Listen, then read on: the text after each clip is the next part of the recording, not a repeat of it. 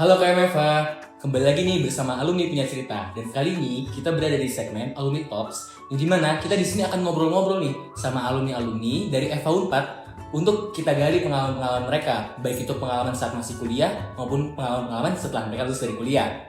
Nah kali ini pada segmen ini kita akan membawa tema From Graduates to Changemaker.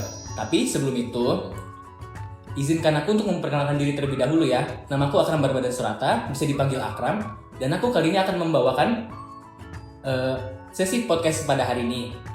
Aku sendiri berasal dari Departemen Hubungan Alumni BMFH Unpad Kabinet Kriya Biyakta.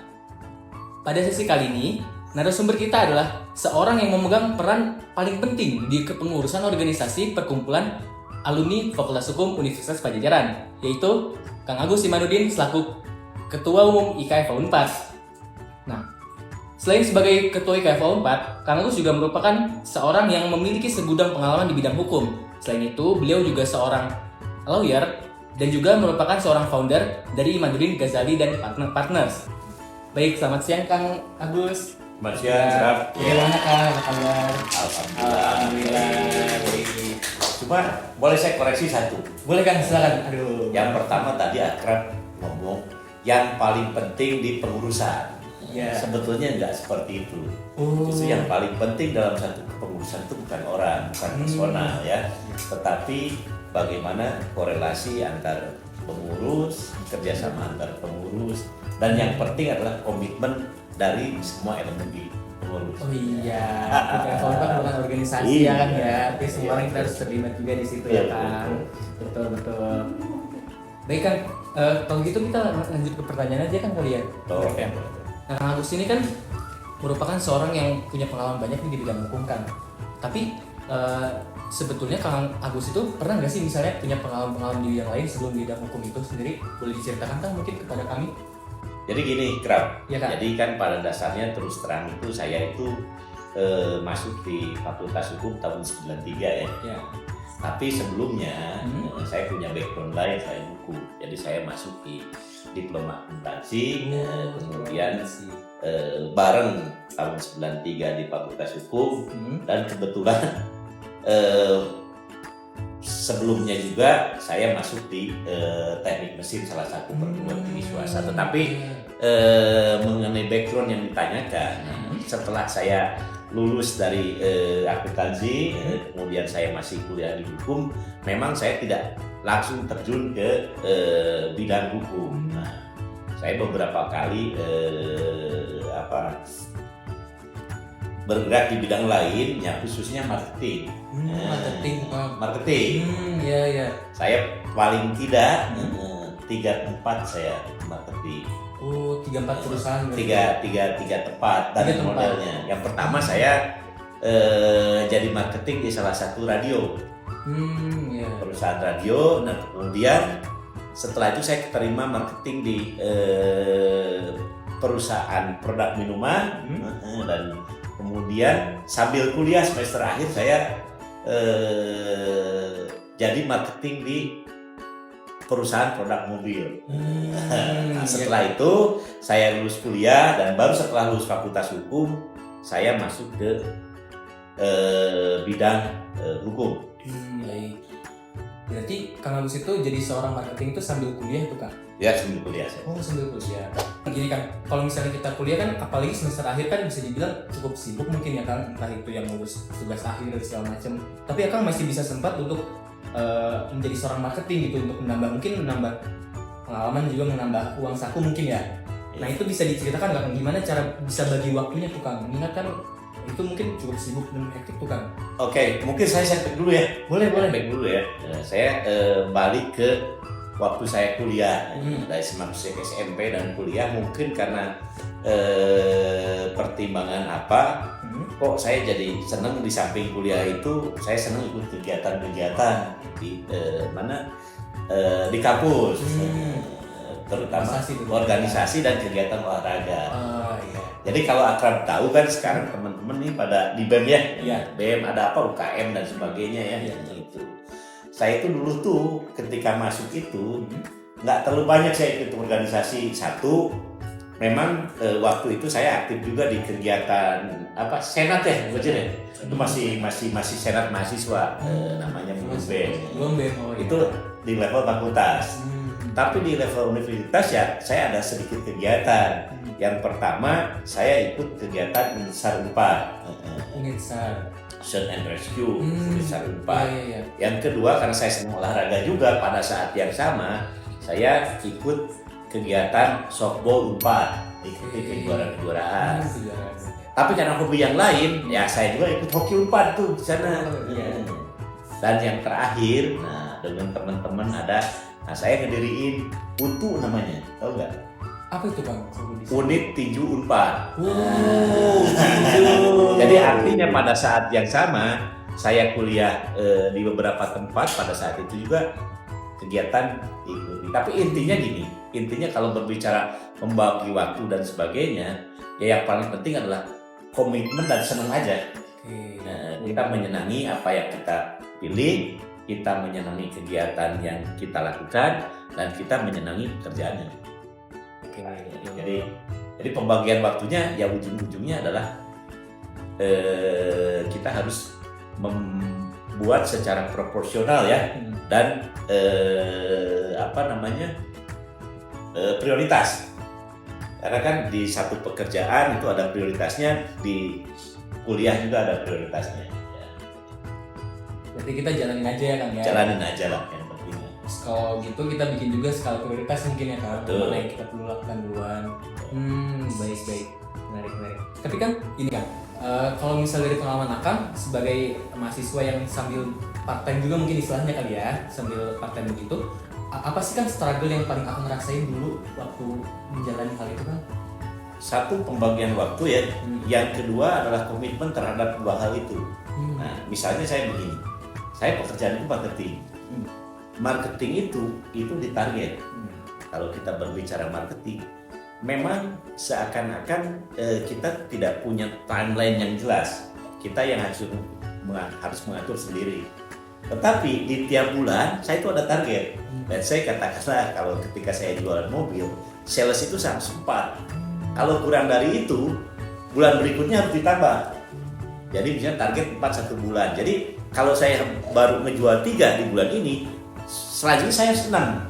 Nah kalau bulan berikutnya itu tidak, ya saya bisa di out, dipecat gitu. Nah itu, jadi kadang-kadang adalah bagaimana kita memprioritaskan antara deadline waktu di kampus, waktu artinya kan ujian dan sebagainya, termasuk hadir waktu itu, dan untuk waktu itu kan belum terlalu canggih ya si absensinya. Dengan katakanlah dengan deadline atau target dari dalam hal ini penjualan, itu risiko dan risiko cukup tertekan juga, stres juga. Jadi kita harus tetap fokusnya kan, bagi konsentrasi yang ya. Skala prioritasnya mana? Betul. Ada nggak sih kan cara untuk bisa rilis stres dari itu kan, misalnya kita menjalankan itu kan? Nah itu makanya kalau ditanya kenapa banyak kegiatan, kegiatan itu rilis stres ya. Jadi olahraga kegiatan olahraga dan di luar ruangan ya, pencinta alam kan, itu aja sih. Dan tentunya bergaul dengan teman-teman. Nah, tapi kan misal waktu Akang dulu masa kuliah itu, Akang berarti ikut organisasi juga ya Kang? Ya. Baik. Berarti kan menurut Akang penting gak sih organisasi bagi kami sebagai seorang mahasiswa ini kan? Mengingat kami ini kan sekarang ini terkenal nih, masih relevan gak sih organisasi mahasiswa di kampus gitu. Nah menurut Akang sendiri, pandangan Akang tuh gimana sih terhadap organisasi kampus itu kan? Apalagi Akang sudah menjalani itunya kan, menjalani sebagai seorang mahasiswa sekaligus juga menjalani untuk part time, tapi di sisi lain juga masih menjalani organisasi juga tuh Kang. Apakah mungkin ada pengalaman yang itu mungkin, wah ini manfaatnya kerasa banget nih organisasi Kang, mungkin boleh di-sharing kepada kami Kang? Iya, Kram. Jadi kalau pertanyaan penting atau enggak, menurut saya sangat penting. Artinya yang saya penting bukan berarti bahwa itu hanya statement yang tidak pernah saya alami. Justru saya sangat mengalami. Satu, berorganisasi itu kita belajar bekerja sama. Karena pada dasarnya ya setelah kita keluar kampus, bolehlah kita mempunyai prestasi akademik yang bagus, boleh kita lulus cepat, tetapi pada kenyataannya ketika bekerja, itu satu yang ditanyakan apakah bisa bekerja sama dengan orang lain atau tidak. Karena kalau kita berbicara lawyer ya, kita berbicara ataupun juris lah. Kalau lawyer kan terlalu spesifik, juris, hakim, jaksa, kemudian yang lainnya termasuk internal lawyer ya, corporate lawyer. Itu kita masuk ke dalam satu sistem. Dan konteksnya itu sosial. Berbeda kalau saya misalnya ambil katakanlah jurusan kimia murni, saya ada di lab, kemudian saya jadi inventor, menemukan sesuatu, itu lebih pada fokus individu. Tetapi kalau di bidang kita itu masuk dalam kehidupan sosial, dan yang paling diukur itu adalah bagaimana bisa bersosialisasi dan bekerja sama. Dan saya rasakan itu mungkin bukan hanya ya, sangat besar manfaatnya kalau kita berorganisasi. Kan akrab juga kan, nanti di sini sekarang magang kan, betul nggak? Di sana ada atasan tanda kutip yang lebih senior, bagaimana sharing dengan teman-teman, bagaimana mengerjakan deadline. Yang kedua adalah bahwa dengan berorganisasi kita punya satu program kerja yang spesifik, sehingga apa? Sehingga kita bisa bekerja dengan terarah. Nah, itu di pekerjaan sama seperti itu. Jadi paling tidak dua hal itu. Nah, yang ketiga adalah yang paling penting itu adalah dengan berorganisasi kita membangun relasi. Nah, pertanyaannya nanti kan berikutnya adalah apa sih pentingnya kita punya relasi? Kemudian pernah nggak saya mengalami hal ya yang begitu penting, kemudian didapat dari relasi itu. Mungkin di sana arahnya. Ya betul kan. Mungkin bisa kan di sharing-sharing kan pengalaman terkait pengalamannya itu sendiri kan. Jadi saya selalu mengatakan gini, bahwa akademik bagus itu penting, ya. Yang kedua, lulus cepat itu penting, ya. Karena kan kita waktu. Yang ketiga adalah jangan lupa berorganisasi. Karena apa? Saya mengalami hal yang sangat penting bagi saya itu akibat organisasi. Jadi gini, saya masuk ke satu law firm, ya. Kebetulan law firm itu di Sudirman. Saya sebut saja ya, nggak apa-apa kan? Ya, silakan kan. Jadi saya sebut masuk, begitu masuk, saya bekerja sama di LSM waktu itu, Lubis Santosa Maulana. Kalau teman-teman tahu itu ada Todung 4, Todung Mulia Lubis, dan juga ada Valeriana Santosa, itu senior kita. Di situ salah satunya adalah corporate lawyer yang mengalami satu transaksi yang cukup rumit pada saat itu. Kemudian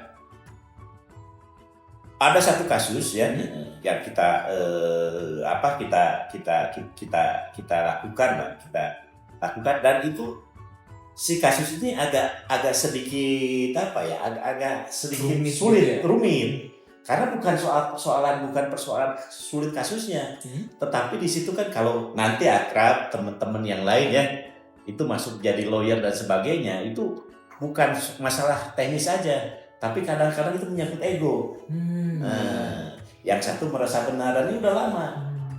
Nah, ketika kita datang ke sana, tiba-tiba yang sudah berapa lama datanglah direktur keuangannya. Saya Pak VP apa direktur waktu itu tidak. Pastilah itu adalah teman saya waktu hoki. Gini Agus katanya kan gitu. Akhirnya apa? Akhirnya kita keluar ngobrol. Saya nanya masalahnya apa? Kita nggak ngomongin hukum, kita nggak ngomongin bisa. Oh begini. Ya akhirnya sama-sama bicara. Ya udah deh. Kita buat komitmen seperti ini. Kemudian kita lakukan penyelesaian yang seperti ini. Kita masing-masing win-win solution. Dan itu kejadian real. Jadi intinya adalah kadang-kadang hubungan sosial yang baik tentunya ya, dalam arti kata yang baik, yang saling menghargai dan menghormati, itu kita nggak pernah tahu di waktu yang sulit kita akan ketemu dan bisa menyelesaikan dengan baik. Itu ya saya alami. Berarti kerasanya tuh nanti ya kan, setelah lulus tuh berasa banget ya kan terkait dengan jaringan itu sendiri kan. Tuh. Baik. Tapi gini kan, organisasi ini kan yang kita ceritakan tadi kan spesifik saat masih menjadi mahasiswa nih kan. Nah setelah lulus nanti kan berarti kalau di kita ada IKF FAU 4 ya kan? Ya. Nah menurut Akang setelah kita lulus nanti, setelah kita berprofesi dengan profesi yang kita geluti, masih penting gak sih kan kita untuk ikut organisasi itu kan? penting ya. Saya tidak spesifikasi Unpad. Ya nanti kalau misalnya teman-teman itu lulus, bekerja, bersosialisasi, jadi profesi tertentu, di situ nanti ada organisasi-organisasi. Misalnya katakanlah kalau profesi A ada organisasinya, kemudian yang lain ada organisasi yang lain, di bidang bisnis ada organisasi keolahragaan dan sebagainya. Jadi intinya apa? Ya setelah berkehidupan sosial pun organisasi itu menjadi penting juga gitu untuk kalian membangun relasi. Yang kedua mungkin spesifik tentang IKA ya. Iya. Nah, saya tidak menyatakan bahwa penting berorganisasi di IKA mungkin ya. Mungkin lebih relevan pertanyaannya bagi saya apa sih pentingnya IKA? Benar nggak? Iya betul. Bagi alumni atau mungkin mahasiswa yang sudah keluar dari fakultas, mungkin itu ya. Betul kan. Karena kan berbicara IKA itu kan satu wadah. Kemudian kalau kita mau masuk tidak semua akan jadi pengurus kan. Iya. Nah, pertanyaannya mungkin bagi saya adalah apa sih pentingnya organisasi IKA bagi teman-teman setelah lulus ya? Mungkin boleh di-sharing kan bagaimana pandangan Kang? Jadi ya saya melihat IKA itu sebelum saya jadi pengurus dan setelah jadi pengurus. Oke. Sebelum saya jadi pengurus, saya melihat ada kepengurusan IKA sebelum saya bagus dengan program-programnya, dengan spesifik program dan sebagainya. Saya lihat manfaatnya banyak, ya manfaatnya banyak. Cuma yang menjadi pertanyaan adalah bagaimana manfaat itu bisa dirasakan lebih ke banyak alumni kan dan elemen itu yang jadi tantangan. Yang kedua setelah jadi ketua IKA ya dan pengurus IKA, saya bilang bahwa IKA ini seharusnya penting dan harus bisa dioptimalisasikan sebagai wadah ya bagi para alumni, sebagai wadah bagi alumni dengan kampus dan sebagai wadah dari alumni dengan mahasiswa. Itu paling gitu. Oke. Berarti kita kan tadi udah menjelaskan bagaimana pandangan Akang itu kan. Tapi kan Akang sebagai ketua IKA FH 4 mungkin bisa dijelasin nggak Kang? Kira-kira menurut Akang makna dari IKA FH 4 atau arti dari IKA FH 4 menurut Akang sendiri itu bagaimana Kang? Ya justru itu tadi saya sebutkan. Bagi saya akhirnya ya setelah saya masuk sebagai pengurus dan ketua IKA, makna dari IKA itu adalah wadah tempat, wahana. Bagi siapa? Satu, wadah bagi alumni. Artinya kita memfasilitasi interaksi secara umum antara alumni dengan alumni. Kemudian wadah bagi alumni dengan kampus dalam hal ini, walaupun kan kampus alumni juga. Yang kedua adalah alumni dengan adik-adik mahasiswa.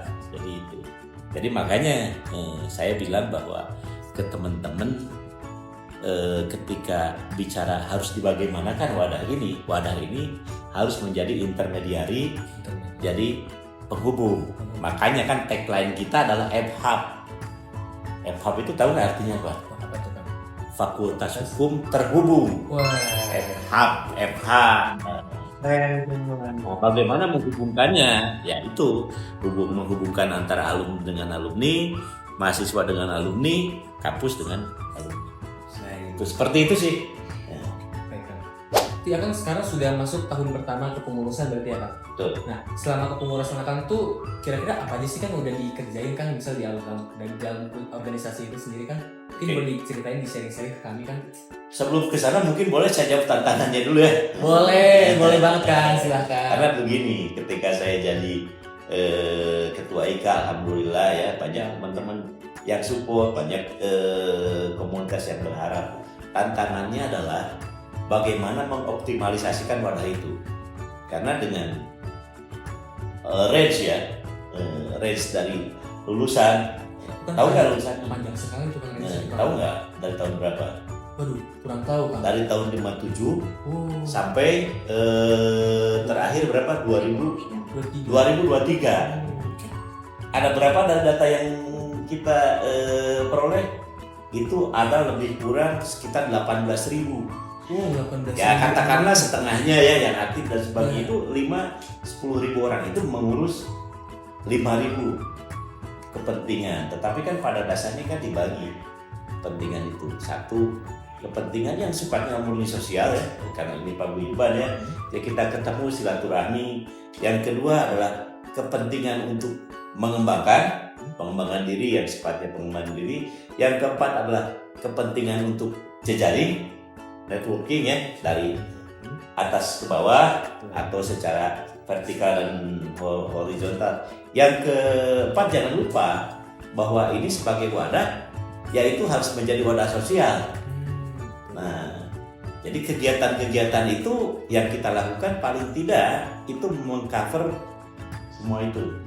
Nah, yang pertama kalau kita berbicara ini bagaimana untuk networking misalnya, katakan kita mengadakan acara-acara dengan kegiatan instansi-instansi, misalnya kita dengan alumni kita yang di Depu, dengan alumni kita yang di Kejaksaan, dengan yang lainnya ya, itu kita adakan pola yang sebenarnya adalah pengembangan yang sifatkan seminar-seminar, dan yang kedua termasuk juga pelatihan.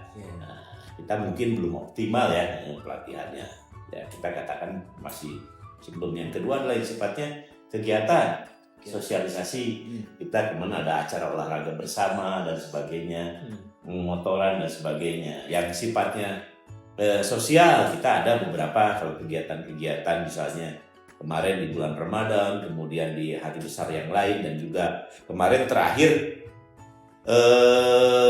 Kang Mones tuh ketua dari Maluku, itu dia memberikan makan bergizi di SD-SD di kepulauan dan pegunungan di Maluku. Itu kegiatan sosialnya, dan kegiatan yang sifatnya juga kerjasama ya dengan.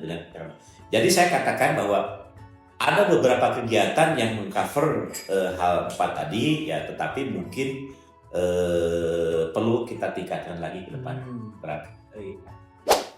Akang kan di sana sebagai seorang ketuanya kan, berarti skill leadership itu penting ya Kang, menurut Akang sendiri. Nah, bisa dijelasin nggak sih Kang, kira-kira menurut Akang leadership tuh kalau menurut kami sebagai mahasiswa tuh penting nggak sih, dan apa aja sih mungkin tips and trick bagi kita seorang mahasiswa specifically itu cara untuk menumbuhkan dan mengembangkan skill leadership itu tadi Kang? Saya kira penting sekali ya. Jadi kalau saya melihat leadership itu apa ya orang ada berbicara leadership itu bagaimana cara mengatur orang. Ya, yang kedua bagaimana cara memanage orang kan. Yang ketiga adalah seni bagaimana kita menyuruh orang kan gitu kan. Ya paling tidak kan berbicara 3 hal itu, banyak teori mengenai leadership ya. Nah, tetapi kita berbicara mengenai spesifik IKA ya, IKA, BEM dan sebagainya. Nah, jadi leadership itu menurut saya diperlukan dalam beberapa konteks dengan cara yang berbeda. Leadership dalam kerangka pekerjaan, misalnya saya di kantor, saya misalnya pimpinan di kantor, kemudian saya punya target tertentu, saya punya associate ya. Jadi kalau di law firm itu kan ada associate, ada lawyer, ada partner dan sebagainya. Saya associate mengerjakan sesuatu dengan target tertentu, saya akan lebih mudah. Karena saya bilang tinggal nyuruh aja, tinggal perintah aja, tanda kutip ya.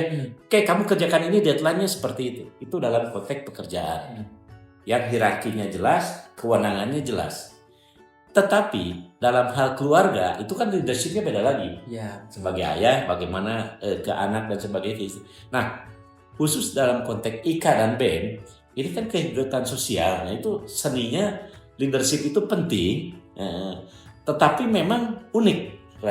Unik itu dalam arti kata begini, bahwa leadership itu harus ditempatkan dalam kerangka kehidupan sosial yang equal. Ya. Saya misalnya dengan Kang Hairul, ya walaupun saya ketua, kemudian Kang Hairul nggak ada hubungan ordinasi subordinasi, nggak ada dengan pengurus yang lain. Begitu juga di BEM. Nah, leadershipnya itu dalam konteks bahwa harus dilakukan dalam visi yang sama dulu. Satukan visi berarti ya. Satukan visi dulu.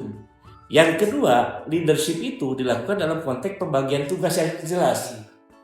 Oke, bagian saya ini, bagian pengurus lain itu gimana. Nah, kunci di leadership apa? Kunci di leadership adalah memanage. Baik. Nah, jadi kepemimpinan dalam organisasi ya bagi saya itu bukan memerintah tetapi memanage. Jadi kalau misalnya dua tipikal pimpinan ya, kalau pernah bercita-cita jadi tentara nggak? Kalau saya pernah dulu. Pernah sih sempat terlintas Nah, di sempat waktu terlintas SD. kan? Iya. Kalau tentara itu dia kepangkatan jelas, yang paling ujung itu apa? Pegang apa? Pangkat tongkat komando. Perintah ABCD itu leadership yang pertama. Tapi leadership yang kedua, pernah nonton ini nggak? Drum band. Oh iya pernah.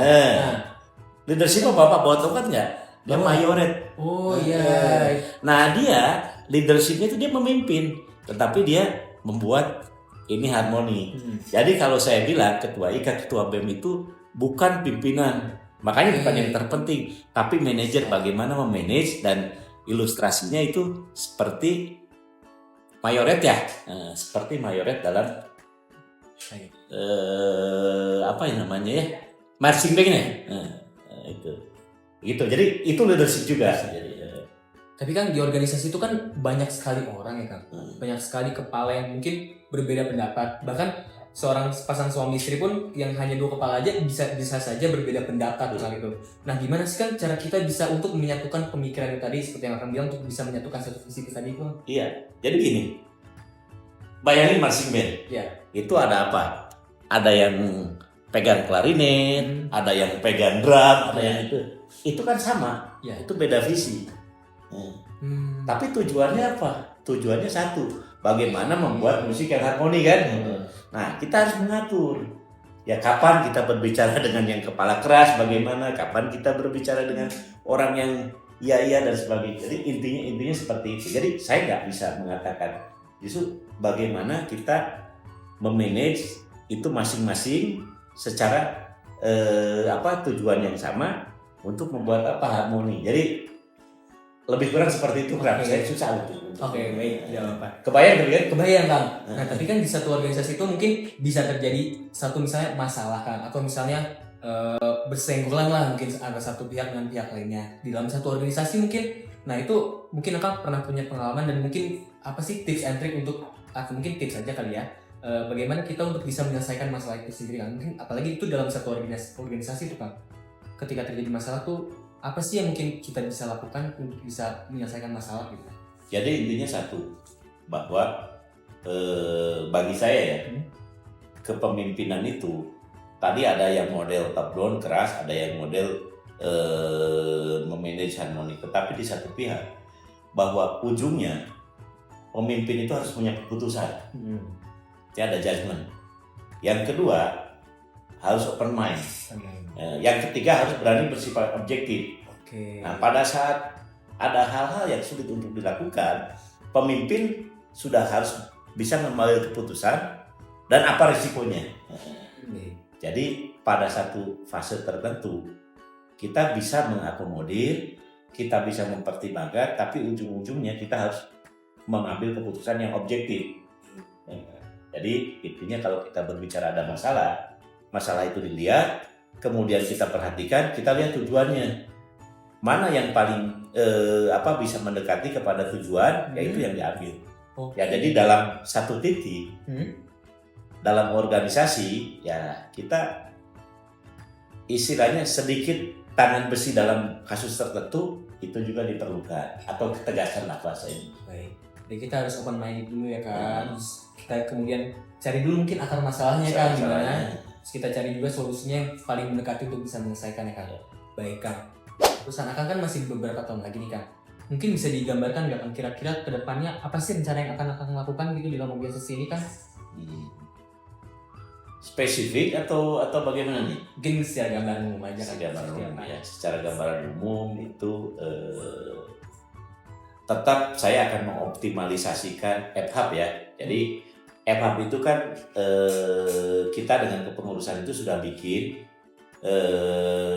website yang berbasis database, di mana di sana nanti ada cluster-cluster ya, pool talent bahasanya, kemudian informasi-informasi yang bisa berguna bukan hanya antara alumni tetapi mahasiswa dengan alumni. Mungkin yang pertama di awal kita akan optimalisasikan itu. Yang kedua adalah bahwa terkait dengan capacity building ya, terutama teman-teman mahasiswa dan sebagainya, mungkin ke depan kita akan lebih memfokuskan juga pada pelatihan-pelatihan pengembangan itu ya. Jadi kita datangkan senior-senior kita yang punya kemampuan baik ya dalam bidang apapun, kemudian memberikan pelatihan kepada mahasiswa tingkat akhir. Atau yang ketiga adalah terkait dengan proses edukasi. Nah, kebetulan kami pada saat ini membuat satu film ya, film mengenai guru kita.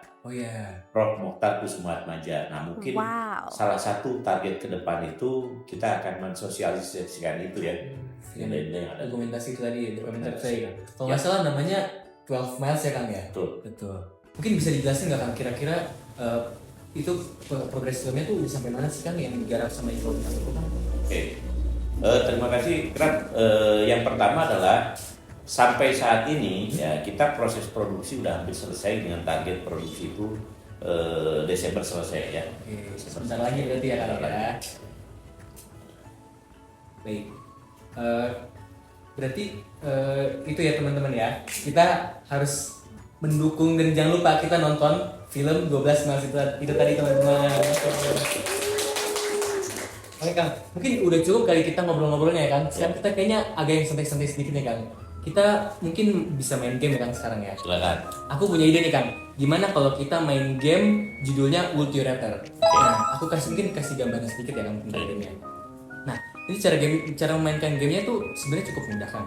Jadi nanti aku kasih satu kalimat yang diawali dengan Ultirator tuh. Nah, nanti di situ Kang Agus menjawab salah satu pilihan di antara kedua itu tadi. Oke kan, kita mulai aja kali ya Kang. Oke, keren. Mungkin di sini sambil menjawab juga Akang bisa sambil sharing-sharing juga kan terkait pengalamannya yang kait juga dengan hal tersebut, ya kan? Jadi yang pertama, jadi mahasiswa fokus organisasi atau fokus akademis kan? Wah, susah nih ya. Nah, iya. Ya, kalau saya karena mungkin kegiatan yang saya lakukan harusnya fokus akademis kan saya nggak bisa mungkin, jadi saya fokus organisasi kan. Jadi harusnya fokus akademis.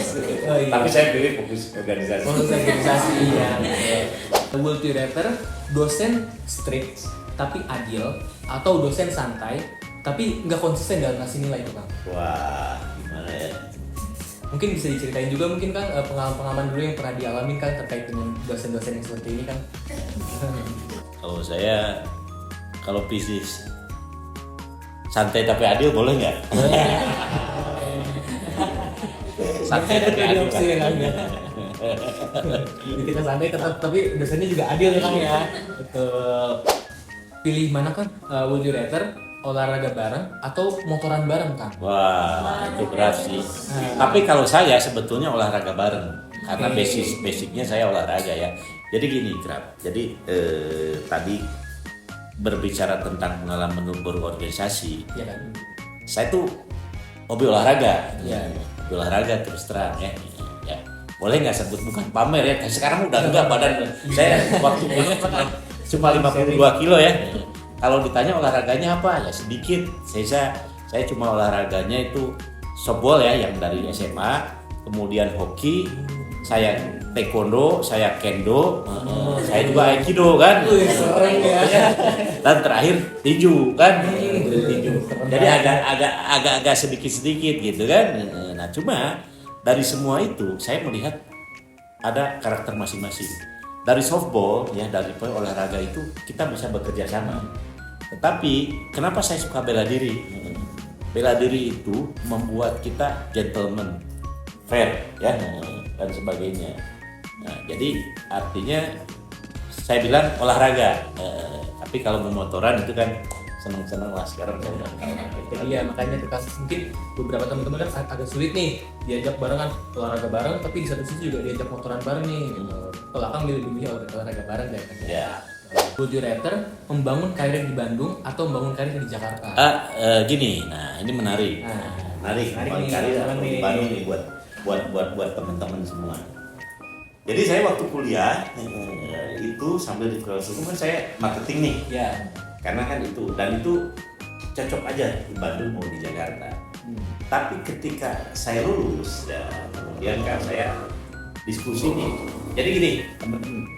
Jadi ketika saya mahasiswa, saya pun itu karena organisasi ya, karena senat bukan karena senat itu, saya juga membangun komunikasi dengan kakak-kakak kita gitu. Ada yang sudah di Jakarta, mereka cerita, wah lamun di Jakarta mah kieu cenah. Jadi corporate lawyer begini gitu.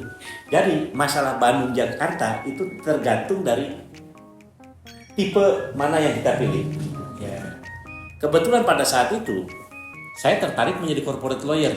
Nah, ternyata kalau jadi corporate lawyer itu pada saat itu ya saya itu akan lebih mempunyai peluang itu untuk di Jakarta. Ya, tetapi kalau memilih karir lain, mau usaha, kayak litigasi dan sebagainya, itu di Bandung masih oke ya, walaupun beda karakternya. Jadi pada saat itu saya memilih di Jakarta karena apa? Karena saya milih jadi corporate lawyer. Kalau sekarang saya di Bandung karena lebih enak di Bandung. Saya pilih 4 hari di Bandung, 3 hari di Jakarta. Udah hektik di Jakarta ya kan pusing. Enggak, tapi kalau buat teman-teman coba di Jakarta. Oke. Jadi kita harus berani ya kan untuk bisa move ke Jakarta, kita struggle bahasanya sih survive-nya ya kan ya. Jadi kalau tadi pertanyaannya milih Bandung, Jakarta, saya milih Jakarta. Di Jakarta. Karena sudah mengalami itu. Oke. Pilih mana nih kan? Mungkin ini dari sudut pandang akan mungkin masih menjadi mahasiswa nih kan. Lebih pilih mana would you rather jadi asisten dosen atau ikut pertukaran pelajar nih kan? Ini kan dua hal yang agak cukup berbeda nih kan. Dan teman-teman juga banyak yang mengalami kesulitan dalam dua hal ini nih kan. Maksud saya gini, apapun itu ya dalam konteks ini, karena ini kalau buat saya pribadi itu tergantung dari keadaan. Karena begini, ini pilihan ini tidak semua orang bisa memilih. Ya, karena kita harus bicara objektif. Pertukaran pelajar itu bagus, tetapi kan sebetulnya itu ada konsekuensi. Benar nggak? Konsekuensi ya sebut saja apa perlu effort tinggi. Benar nggak? Kosnya juga besar. Kosnya besar dan sebagainya. Tidak semua orang bisa memilih itu. Yang kedua jadi asisten dosen itu pun kita harus punya hal yang spesifik. Jadi menurut saya jawab itu dua-duanya baik dan dua-duanya bisa saling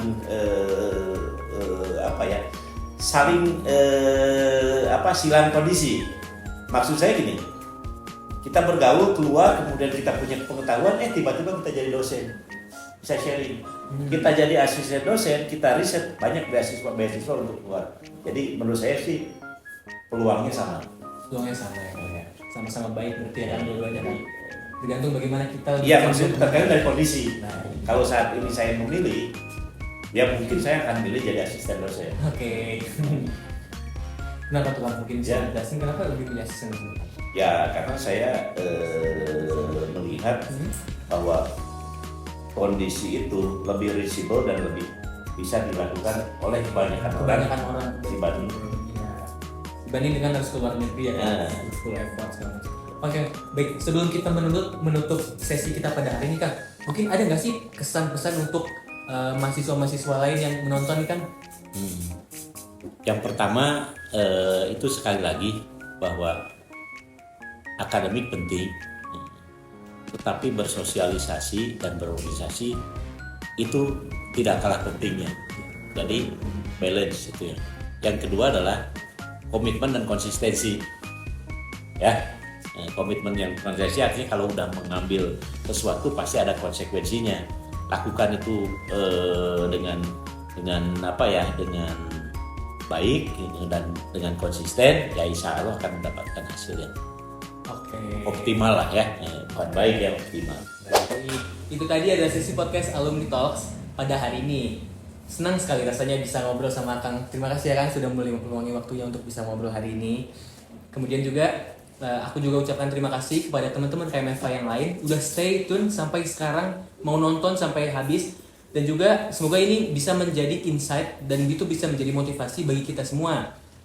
Jangan lupa untuk saksikan terus edisi Alumni Talks selanjutnya setelah daripada ini. Baik, akhir kata aku akan Ramadan selaku host daripada acara ini. pamit undur diri. Sampai bertemu di edisi Alumni Punya Cerita berikutnya. Iya. Sampai jumpa.